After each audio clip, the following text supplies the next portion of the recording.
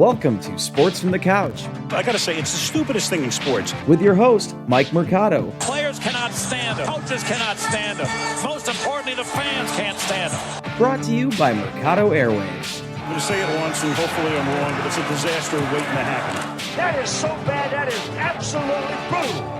Hello, friends, and welcome into another edition of Sports from the Couch here on Mercado Airwaves. I'm your host, Mike Mercado. I want to thank you so much for making us a part of your day. It is Monday, April 19th, 2021 in the beautiful city of Chicago, and I hope each and every one of you had a wonderful weekend. On today's show, we have to talk about the dumpster fire that is the Chicago Cubs offense and a report that came out about one of the superstars potentially getting a contract extension. We got to talk about those details. Who was it? Did they sign it? And the fallout from all that. It should be a very interesting show, Cub fans. But before we get to all that, let's take care of some housekeeping notes. You can follow us all over the universe. I'm on Twitter at Mike M Media, Instagram, Mike Mercado Media, and you can follow the show on Twitter at Couch Sports Talk. Like, rate, review, and share us wherever you get your favorite podcast at Mercado Airwaves. Give us 5 stars and leave a comment on iTunes. That's at Mercado Airwaves. You can become a producer of the show at patreon.com/Mercado Airwaves, the home to our interviews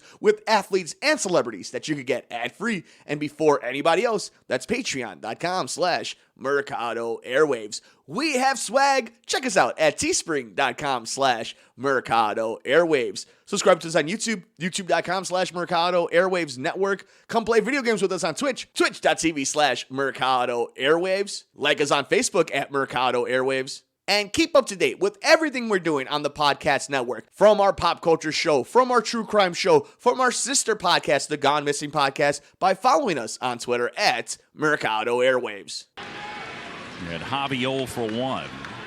Bryant at second, Jock at first. In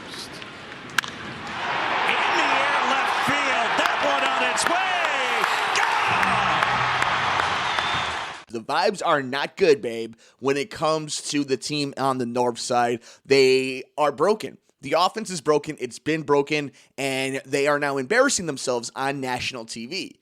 And on top of everything else, we got a report that came out just a few days ago from Buster Olney, the great Buster Olney of ESPN, about a contract extension that was offered to Javy Baez. This article is from NBC Chicago, and I wanted to hit on some of the things that they mentioned in this article. The Cubs are ready to pay shortstop Javy Baez entering last season. That's at least according to one report by ESPN's Buster Olney, who wrote Sunday the Cubs offered Baez an extension, quote, somewhere in the range of $180 million prior to the 2020 season. Javy Baez currently is 29 years old. The exact timing of that offer is unclear, but the Cubs and Baez were discussing an extension during the 2020 spring training prior to COVID-19 shutting down the sports world. Of course, Baez struggled after baseball returned at a shortened season last July, posting a 203, 238, and a 360 slash line in 59 games. He did win his first Gold Glove. Team president Jed Hoyer discussed extensions with Baez and other core players this spring. And Baez, who's set to hit free agency this offseason, said he's willing to negotiate during the regular season.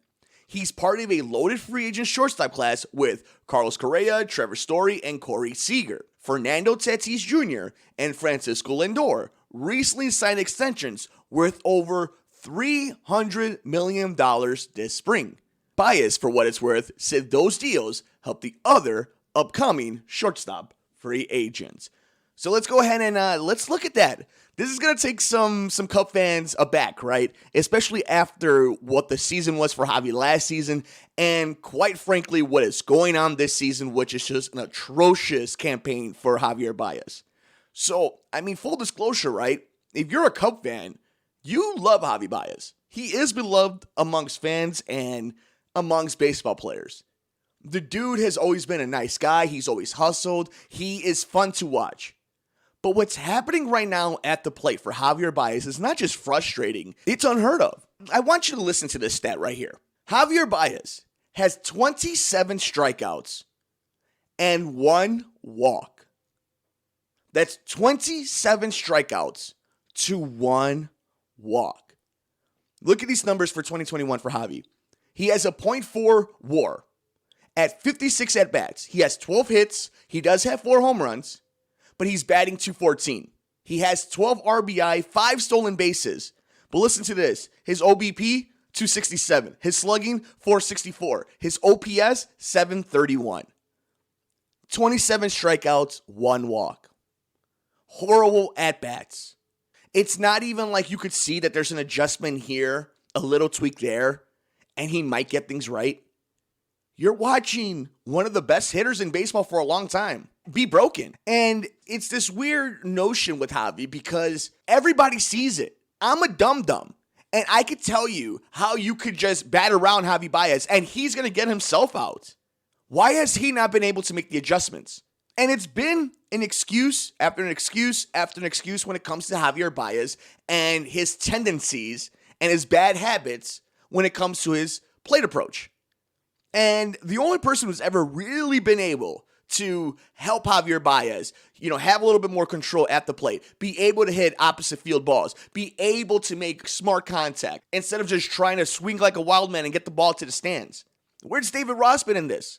And we've talked about that. It's been the in-game coaching. It's been in-game video replay. It's been fans. It's been this. It's been that. There's always been an excuse that they've been given for Javy Baez. But at the end of the day, Javy Baez is the one that's going up there and making himself look bad. And what doesn't help then is you get this report of $180 million. And John Heyman actually later came on the next day, I believe, and mentioned that some reports are now saying it was about $150 million, which could have just been Javier's team kind of just counteract the first report. But we could kind of stop there for a second. Javy Baez, $180 million. Quite frankly, right now he hasn't earned that contract. This is a philosophical thing, and this isn't just about Javy. This is the entire thought process when it comes to something like this. I want Javy Baez to make his money. I want Chris Bryant to make his money, Anthony Rizzo. I want you to make your money. And especially when you've earned it and somebody wants to pay you for it. But right now, you can't. If you're doing what the Cubs are doing right now, and you're trying to be fiscally responsible, and you're trying to do a rebuild, and you want to do it correctly, Javy Baez is a wonderful piece to have on your roster. And don't cry poor for the Chicago Cubs. This is not what that is. This is more about responsible GMing if we were playing a video game, fantasy basketball, fantasy football, baseball, all that, right? I don't want to feel bad for the Ricketts. You can't pay people, especially a 29-year-old shortstop who has many more quality years left for past performances, though, at that level of a contract. It hurts your organization. It cripples your organization. Now, if Javy Baez was the Javy Baez of 2016 when he's co-MVP of the NLCS, helping the Chicago Cubs win a World Series, coming back and having an MVP-type season against Christian Yelich, going back and forth up until the last weeks of September, yeah, then you earn your money. If you're somebody like a Francisco Lindor or Fernando Tatis Jr., where you could build a franchise around you because you're consistent and the holes in your game are not pronounced and don't completely break your lineup if you're cold or if you're on a cold streak. They are not the same. And here's another way of looking at it. You look at the free agents that we're going to see come in at shortstop between Correa, Story, and Seager. Is Javy going to get paid more than them? I'm all for seeing a player bet on themselves. I root for it. I think that is amazing. Bet on yourself, make that money. Make them have to pay you. It's the thing we've always said about Lauri Markkanen. It's the most frustrating thing about Lauri Markkanen is this is your chance to get paid, and you're not stepping up, and you've had opportunities to do it. It is now the same thing with Javy Baez.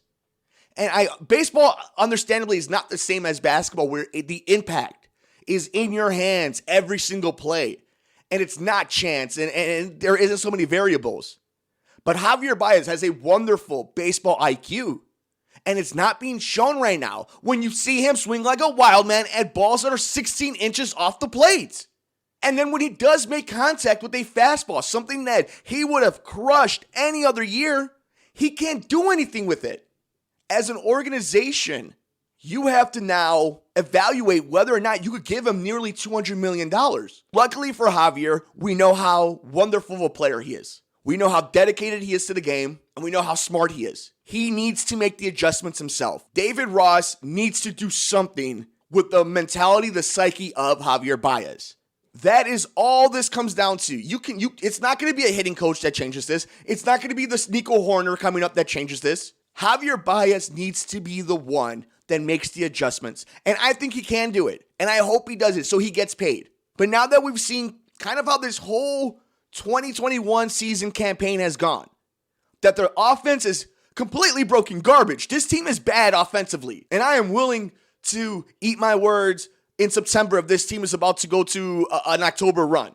But right now in April, this team is bad. And we've seen even Javier have tough moments at shortstop this year. So if you're going to have a guy who is just going to be glove dependent, you need him to be, at the very least, not a hindrance to your offense. And it's not Javi's fault that this team isn't hitting with guys in scoring position. That's not his fault. But again, though, he's part of that problem.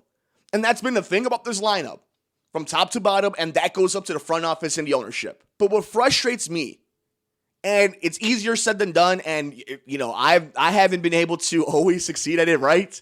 But the idea when it's your chance to prove it, and it's your moment to say, okay, I'm going to bet on myself. You don't think I'm worth this?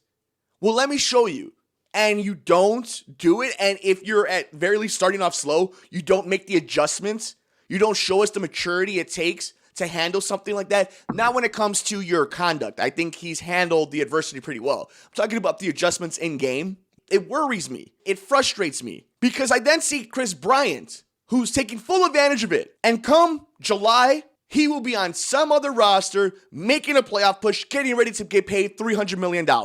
Because Chris Bryant is healthy, he's made adjustments, and he's making contact. He's the only part of this offense that isn't broken. So we come to this point now where this team is rebuilding. They're not going to admit it.